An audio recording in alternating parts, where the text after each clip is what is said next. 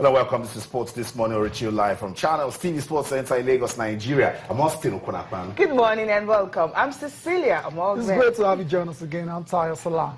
Okay, let's get the show started. Cecilia, the Super Eagles? Yeah, definitely. They will know their opponent today. Of course, FIFA will decide. The draw will be decided today for the African teams. Of course, we'll know if you're going to be facing the likes of Egypt, right? That's out of the picture. Lucky Nigeria. We said no. We said no to all of that yesterday. We'll know that the foes, we'll definitely know our opponent today. Okay, so when it's been done later. So when it's done, we'll no longer be asking who are the foes. We will come back to tell you. Also on the show this morning, CAF is not smiling, and that's why we keep saying it. No crowd trouble, no fans trouble in football. Eton Steve has been banned from this year's CAF Champions League. Wow, guys. Definitely. What a rush. Same thing that the LMC is giving fine to MFN. CAF says, no, we cannot tolerate crowd trouble, leave. So, Satif has been banned. Yeah, so I don't know what does this actually do for the fortunes of Eimba. Remember, they're all in the same group. Yeah. Sundowns, Eimba, Setif, and Zamalek. Okay, also on the show, it's an Olympics no-show for LeBron James after the three-time NBA champion confirmed he will not be available to represent the United States of America, saying he wants to rest after a grueling season that culminated in winning Cleveland's first ever NBA title. Austin, Cecilia, I don't know what you think about this, but not having LeBron James, I mean, arguably, you know, the greatest player in the world right now, now representing the United States in Brazil, I think it's going to be a big miss, no doubt about it. But the USA, they've got great players all over the court. So I don't think his absence is going to be much of a drama at all, because you still have the likes of Carmelo Anthony, you know, going, Klay Thompson going, Kyle Lowry still going, you know, and several other great players, you know, that will represent the United States. For LeBron James, I mean, it's been a long season, so you can understand it when he says he wants to rest. Steph Curry, you know, the regular season MVP says he's not going as well because he needs to rest his injuries. And now the MVP Finals, NBA Finals MVP says he's not going as well. Cecilia, has he fear of the Zika virus? No, if you check all the NBA players that pulled that, they actually didn't cite that reason it's not at all. They didn't say it's because of health reason and all that. When Steph Curry pulled that, they didn't say it. Anthony Davis also pulled that. They say it.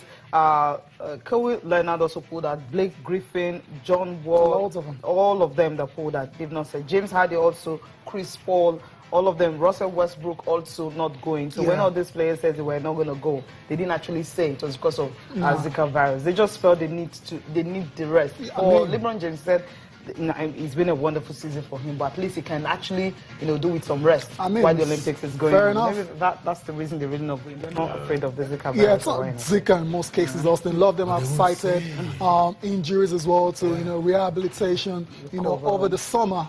After a very long season, the NBA, you know, does a lot of damage to their bodies, and so you can understand why some of these guys want to rest. Fair play to them, the other guys who represent the USA, and you think the USA, you know, that have dominated this competition in recent past will have enough, you know, to win gold again, whether LeBron is there or Steph Curry is there or not. Okay.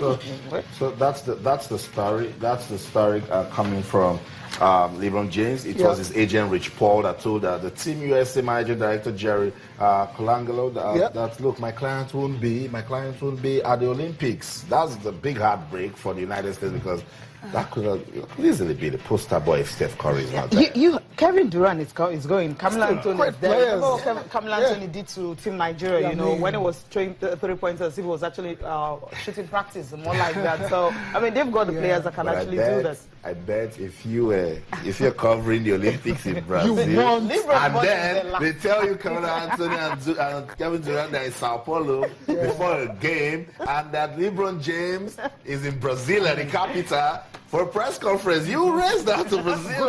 We understand the name, the big hype and everything.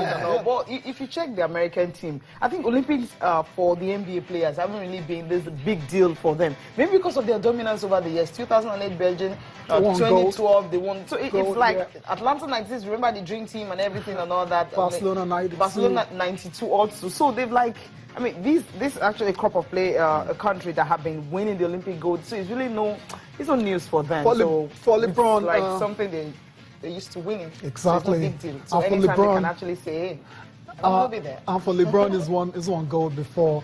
Yeah. For someone like Steph Curry, he hasn't won gold before, so it might be a much more bigger miss for Steph Curry than LeBron James. But Austin, like I said, these guys sometimes are humans and they've got to rest. Like it says. 28, right? Okay, guys, let's just quickly. Sure. Let's just quickly put a pause on what's going on in our action-packed Autosport and give you breaking news coming in. It says the Prime Minister of Britain, David Cameron, is to step down by October after the UK voted to leave the European Union.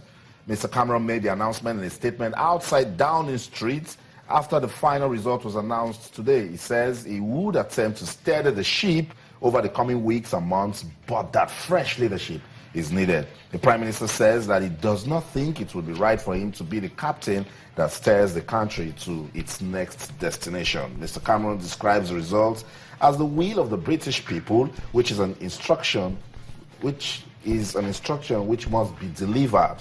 The Prime Minister had urged the country to vote Remain, warning of economic and security consequences of an exit, but the UK voted to leave. So that's breaking news coming in. David Cameron will step down by October as Prime Minister of Britain. Whoa, okay.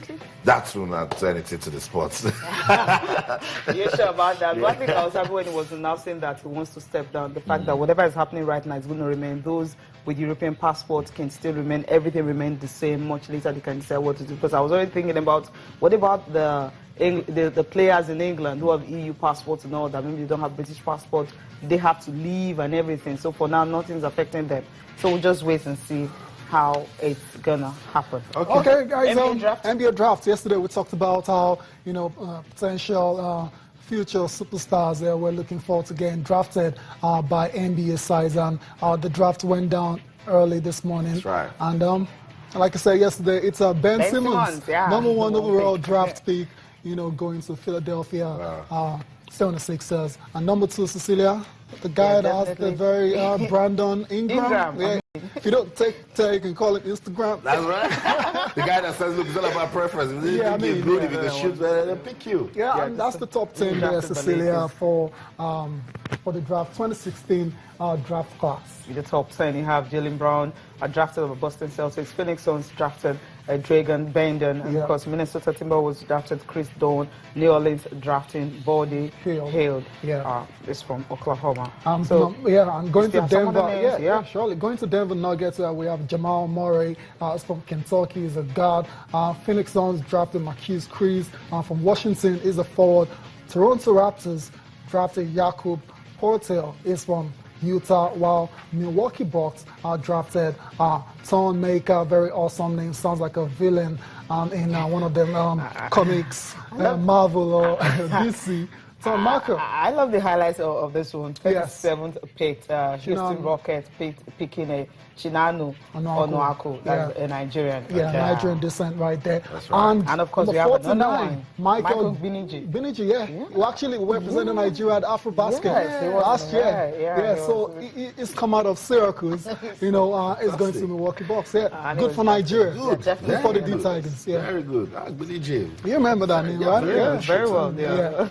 Okay, congratulations to all those that made the draft. That's a good one. Very, very good one. So those are the names we should be looking out for. See, because from here, Ben Simmons right now, I don't envy him, and of course Ingram, Elikas. Elikas, we're talking about the fact that they actually need to rebuild and bring some key new players and everything to see how these players can actually get in. Might just be the cornerstone of the new LA Lakers. Who knows? No more Kobe Bryant now. Maybe. But usually the number one pick, I think the pressure of number 1, 2, 3, 4, 5 is usually much on them. When you're 7, 8, people don't really look at that like, okay, at least it wasn't the number overall pick and everything. But when Kobe, for example, wasn't number one. Was number one. LeBron was number one. It was number one. Exactly. That's why the pressure started from here. Dealt with it, but Steph Curry was, I think, was 8th draft or 7th. Wasn't number one. So he wasn't number one, surely. So I mean, when the pressure's not on you, there's this ability for you to like just rise up through the rank, and when you come and be like, okay, where is it coming from? But for LeBron, right from the very beginning, it was always that at top. Somehow he was able to deal with it. Yeah, talent right there. Okay, let's get done with the show now and talk about table tennis. Guys, I don't understand. The ITF saying if you take part in the Olympics, no ranking points. So it means, as a professional player, I'd rather come to Lagos Open. No, some of the players are actually saying that. Come on, Dustin. Some of the players are actually saying that you are representing your country. So because of that, I mean, it's more like pride for you. So you really don't need the ranking points. So it could be something that you just decided to just do so that our players won't start struggling to actually want to get to the Olympics because of points. Yeah. So you know the reason you're going there is for honor, not for the points. Yeah. I think, it's the right thing to do. Set the record straight. It's not table tennis. It's tennis, lawn tennis. So I'd rather play at the Governor's Cup in Lagos, get ranking points, and go to the Olympics. That's the Olympics, apart from the 4 majors and the other ATP 1000 series, is the biggest tennis events in the world. Definitely. And for the ITF to say it's not going to be, they're not going to get ranking points for it. Fair game to them. Because I remember a couple of weeks ago, Novak Djokovic was actually, calling for ranking points for this particular event, just to attract, top professionals to come and play. But I don't think they need attraction. They don't need to be attracted at all. Coming to play at this very big stage should be enough motivation for them. So for me, it's not a drama at all. We're still going to see the top players, Roger Federer, Serena Williams, is going to be there in Rio. Djokovic is going to be there as well. So I'm not sure about Nadal. If the injury permits, he's going to be there as well. So remember, it's going to be the flag bearer for Spain. So yeah, it's not drama at all. At all, there's no drama. Yesterday the International Tennis Federation actually they had their annual congress and all that. That's what the decision was made. Said they've already spoken with the ATP and the WTA, and they came up with this one, no ranking points, and also the fact that they also had another thing concerning why some players are pulling out due to Zika virus and all that.